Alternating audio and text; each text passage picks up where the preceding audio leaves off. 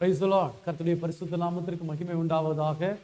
கிறிஸ்துவுக்குள் பிரியமானவர்களே, இந்த அனுதின வாழ்வின் அப்பம் என்ற நிகழ்ச்சியின் மூலமாய் உங்களை சந்திப்பதில் மிகுந்த மகிழ்ச்சி அடைகிறேன். இந்த நாளிலும் கூட நாம் வேதத்திலிருந்து ஒரு பகுதியை வாசிக்க இருக்கிறோம்.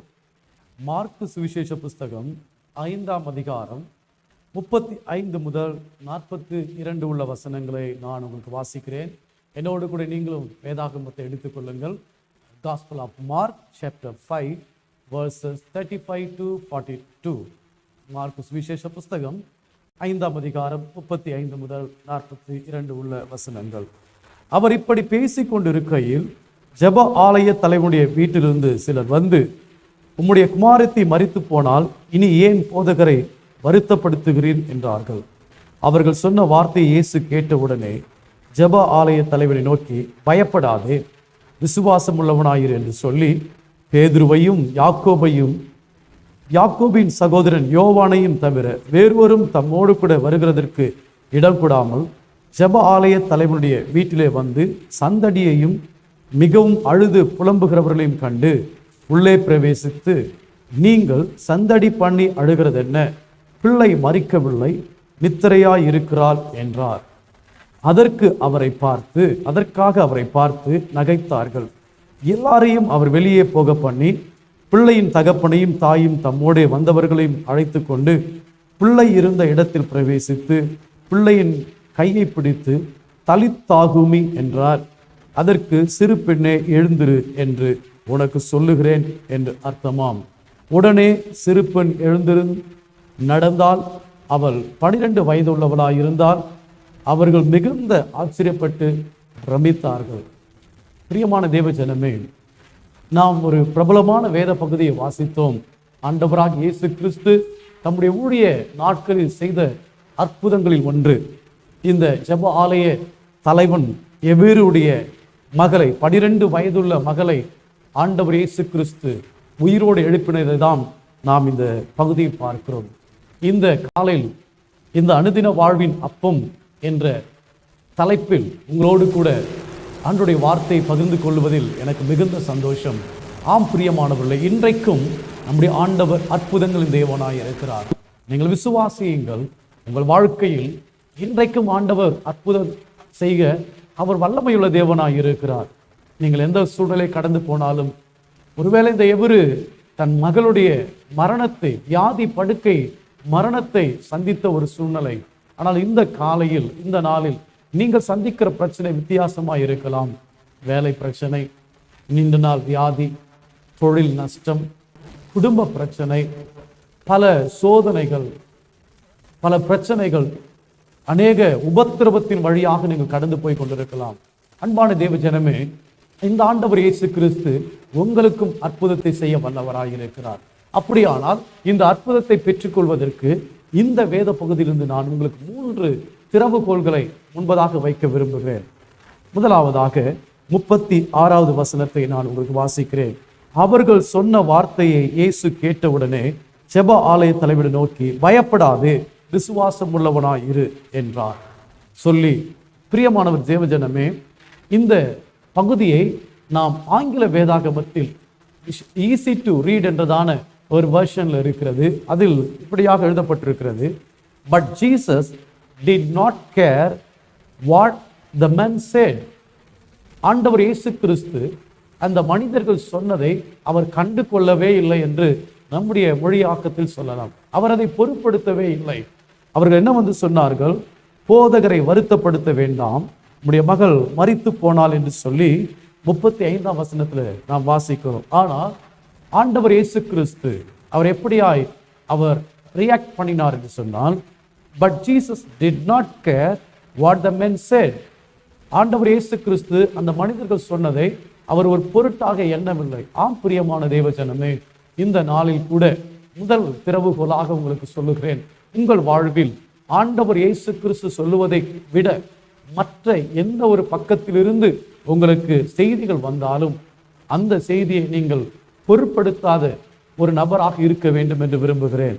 ஆம் பிரியமானவர்களே, இந்த நாளிலும் கூட நம்முடைய உபத்திரவத்தை பயன்படுத்தி, சூழ்நிலையை பயன்படுத்தி, வேதம் சொல்லுகிறது, பிசாசானவன் பொய்யுக்கு பிதாவுமாய் இருக்கிறான் என்று சொல்லி பலவிதமான வார்த்தைகளை பேசுவான். எப்படி என்று சொன்னால், சாத்தான் ஒருவேளை உங்களை பார்த்து சொல்லலாம், நீ சுகமடைய மாட்டாய், உன் வாழ்க்கை நல்ல நிலைமைக்கு வராது, உன் பிள்ளைக்கு திருமணம் ஆகாது, உன் கடன் பாரத்திலிருந்து விடுதலை அடைய மாட்டாய், தற்கொலை செய்து கொள், அல்லது உன்னுடைய வாழ்க்கையில் முன்னேற்றம் இருக்காது என்று சொல்லி அன்வர்தியான பலவீனமான வார்த்தைகளை சாத்தான் சொல்லுவான். நீ ஒரு பாவி, உன்னுடைய பாவத்தினால், உன்னுடைய அக்கிரமத்தினால் தான் நீ அழிந்து கொண்டிருக்கிறாய், உன் பாவம் உன்னை அழித்து கொண்டிருக்கிறது என்று சொல்லி. ஆனால் ஆண்டவர் இயேசு கிறிஸ்துவின் பிள்ளைகளாய் நாம் இருக்கிறபடினாலே தைரியம் கொண்டு நாம் தேவ சமூகத்தில் கிட்டி சேர முடியும். எனவே இப்படிப்பட்டதான வார்த்தைகளுக்கு நாம் இடம் கொடாமல் ஆண்டவர் இயேசு கிறிஸ்து அந்த எவரை பார்த்து சொன்னது போல, நீ விசுவாசம் உள்ளவனா இரு. ஆம், இந்த காலவேளை விசுவாசிங்க. எதை விசுவாசிக்க போகிறோம்? இயேசு கிறிஸ்துவின் வல்லமை விசுவாசிப்போம், நம்முடைய ஆண்டவருடைய அன்பை விசுவாசிப்போம், பரலோக தேவனுடைய வார்த்தைகளை, இந்த பரிசுத்தமான வார்த்தைகளை விசுவாசியுங்கள், இந்த வாக்குத்தத்தங்களை விசுவாசியுங்கள். பிரியமானவர்களே, நம்மை சுற்றி இருக்கிறவர்கள் கூட நமக்கு பல ஆலோசனைகளை கொடுக்கலாம். நம்மை சுற்றி இருக்க மனிதர்கள் நமக்கு தவறான, நெகட்டிவான, மிகவும் நம்மை வேதனைப்படுத்துகிறதான அல்லது நம்முடைய விசுவாசத்தை குலைக்க செய்கிறதான வார்த்தைகளை பேசலாம். நம்முடைய சூழ்நிலை பார்க்கும் பொழுது அவர்களுக்கு அப்படி தோன்றும். ஆனால் ஒன்றை மனதில் வைத்துக் கொள்ளுங்கள், நமக்குள் இருக்கிற ஆண்டவர் பெரியவராய் இருக்கிறார். எனவே நீங்களும் நானும் இந்த நாளில் எடுத்துக்கொள்ள வேண்டிய மிக முக்கியமான நம்முடைய வெற்றியின் பாதைக்கு, நாம் வாழ்க்கையில் அற்புதங்களை பெற வேண்டும் என்று சொன்னால் இப்படிப்பட்டதான வார்த்தைகளை விட்டு நாம் நம்முடைய சேவையை விளக்க வேண்டும் என்று ஆண்டவருடைய நாமத்தில் உங்களுக்கு சொல்லுகிறேன். நீங்களும் இந்த நாளிலே கவனமாய் இருங்கள். உங்களை சுற்றி இருக்கிற மக்கள் அநேக வார்த்தைகளை பேசலாம். பாருங்கள், எத்தனையோ சூழ்நிலை அப்படிதான். கொஞ்சம் நாம் விசுவாசத்தில் வரும்பொழுது எப்படியாவது நம்முடைய விசுவாசத்தை தள்ள வேண்டும் என்று சொல்லி மனிதர்களை விசாசானம் ஏவி விடுகிறான்.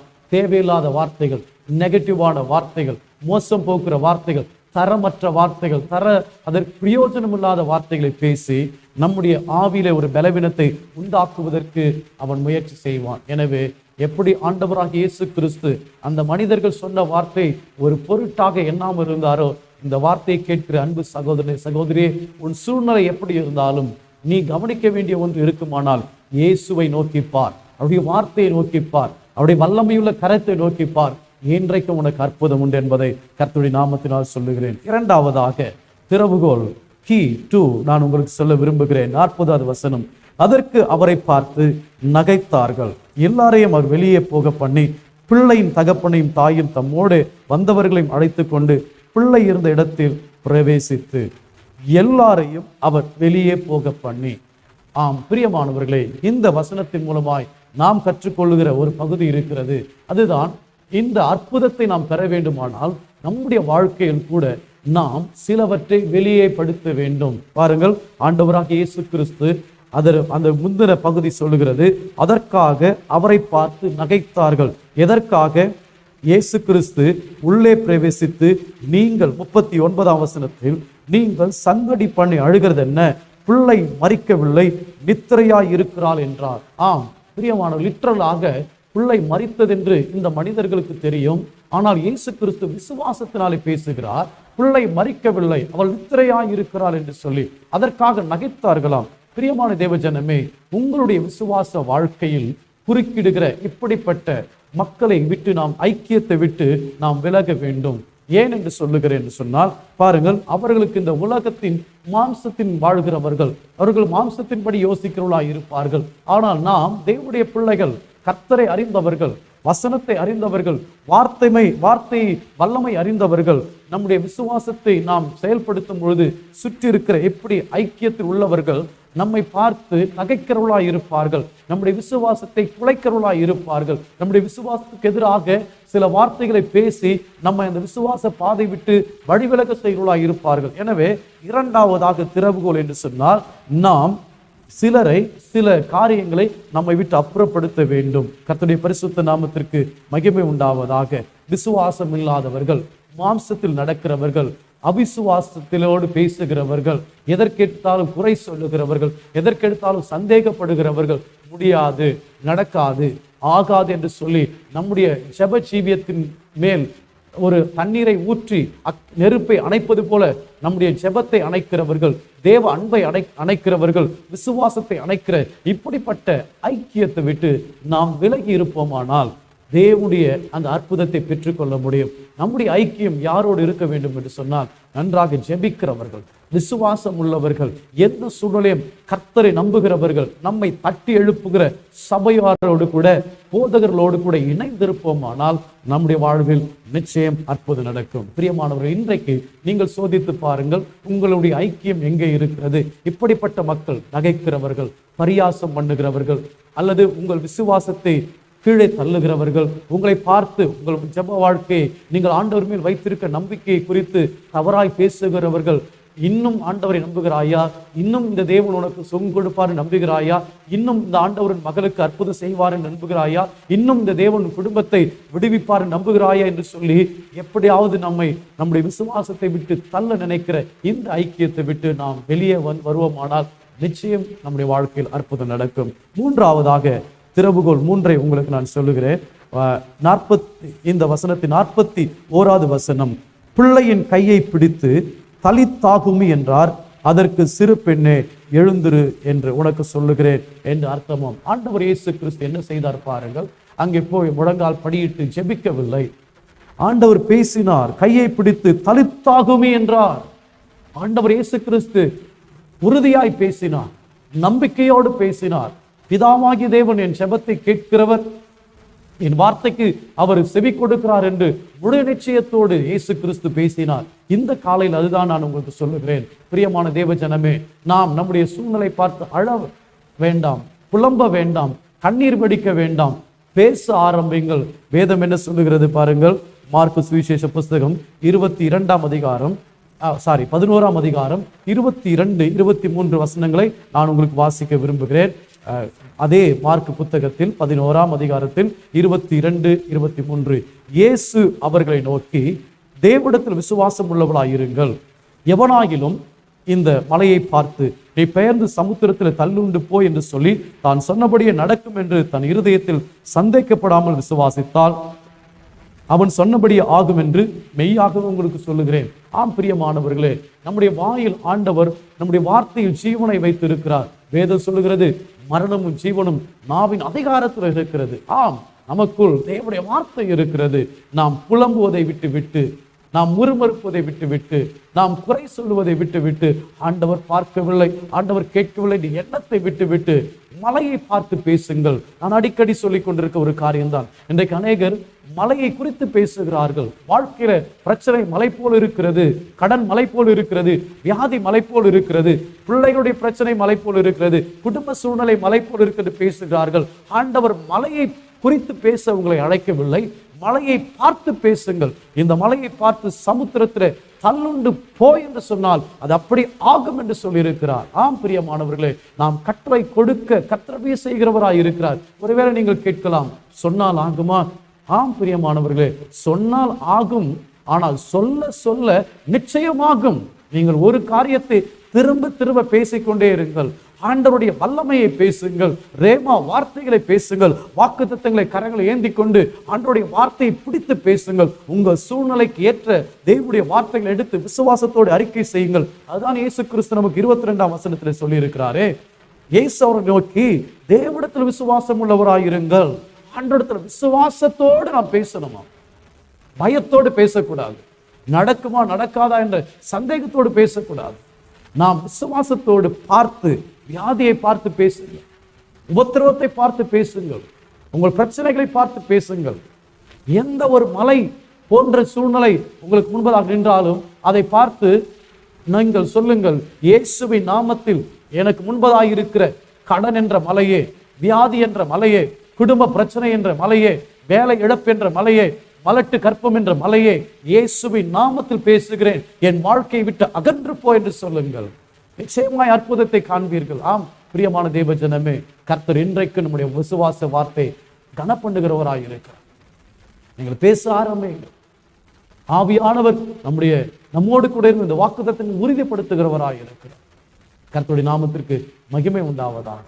எனவே மூன்றாவதாக, நாம் என்ன வார்த்தைகளை பேசுகிறோம் என்பதை கவனித்து நாம் விசுவாசத்தோடு பேசுவோம். இந்த காலையில் இந்த அனுதின மன்னா அப்பா என்ற இந்த நாளிலும் கூட நீங்கள் தேவனுடைய வார்த்தையை பேசுங்கள்.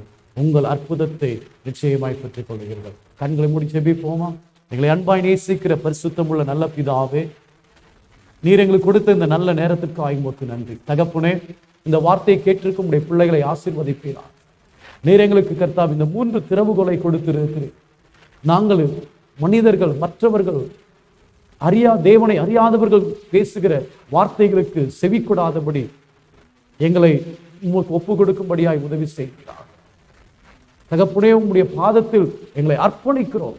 நீர் எங்களுக்கு அந்த கிருபையை இன்னும் அதிகமாய் தரும்படியாய் செபிக்கிறோம். ஒருவேளை இந்த நாளில் யாரெல்லாம் அப்படிப்பட்ட சூழ்நிலை இருக்கிறார்களோ, எனக்கு ஒரு அற்புதம் நடக்காதா, எனக்கு ஒரு விடுதலை கிடைக்காதா என்று சொல்லி, எனக்கு ஒரு மாற்றம் வராதா என்று ஏங்கிக் கொண்டிருக்கும் பிள்ளைகளுக்கு இந்த நாள் உடைய வார்த்தை நீர் அனுப்பியிருக்கிறேன். அப்படியே அவர்கள் விசுவாசம் உள்ளவர்களாய் பேசவும், ஆண்டவரே தேவையில்லாத ஐக்கியத்தை விட்டு வெளியே வரவும், தேவனை விசுவாசிக்காதவர்கள், குறை சொல்லுகிறவர்கள், முறுமுறுக்கிறவர்கள், அவிசுவாசம் உள்ளவரோட ஐக்கியத்தை விட்டு வெளியே வந்து விசுவாசத்தும் உள்ள சந்ததியோடு, விசுவாசம் உள்ள பிள்ளைகளோடு ஐக்கியப்பட கர்த்தர் கிருபை செய்கிறார்கள். வார்த்தையினாலே வார்த்தையை பேசுகிற கிருபையினால் ஒவ்வொருவரையும் ஆசீர்வதிக்கிறார்கள். அவருடைய வாழ்க்கையில் இருக்கிற பிரச்சனைகளுக்கு இன்றைக்கு ஒரு முடிவு வருகிறதற்காய் ஸ்தோத்திரம். வியாதிகள் குணம் அடைகிறதற்காய் ஸ்தோத்திரம். பிரச்சனைகள் மாறுகிறதற்காய் ஸ்தோத்திரம். தடைகள் விலகி போகிறதற்காய் ஸ்தோத்திரம். குடும்பத்தில் ஆசீர்வாத நன்மை கிடைக்கிறதற்காய் ஸ்தோத்திரம். இயேசு கிறிஸ்துவின் நாமத்தில் கேட்கிறோம் பிதாவே. இன்றைக்கு உடைய பிள்ளைகளுக்கு ஒரு அற்புதத்தின் நாளாய் கர்த்தர் மாற்றி தருகிறதற்காய் உமக்கு நன்றி. உடைய வல்லமை இறங்கி எல்லா தடைகளை உடைத்து உடைய வாழ்வில் தேவன் செய்ய நினைத்திருக்கிற அத்தனை காரியங்களும் கர்த்தர் செய்து முடிக்கிறதற்காய் உமக்கு ஸ்தோத்திரம். பலத்த சாட்சிகளாய் நிறுத்துகிறார்கள். இயேசு கிறிஸ்துவின் நாமத்தில் ஜெபிக்கிறோம் எங்கள் நல்ல பிதாவே, ஆமென். கிறிஸ்துவுக்குள் பிரியமானவர்களே, மீண்டும் ஒரு விஷயம் உங்களை வாழ்த்துகிறேன். இந்த அனுதினம் அப்பம் என்ற நிகழ்ச்சி நிச்சயமாய் உங்களுக்கு ஆசீர்வாதமாக இருந்திருக்கும். தொடர்ந்து கர்த்தருடைய வார்த்தையை ஃபுல் காஸ்பல் ஃபெய்த் மினிஸ்ட்ரிஸ் என்றதான இந்த யூடியூப் சேனல் நீங்கள் அறிந்து கொள்ளுங்கள். கர்த்தர் உங்களை ஆசீர்வதிப்பார். May God bless you all.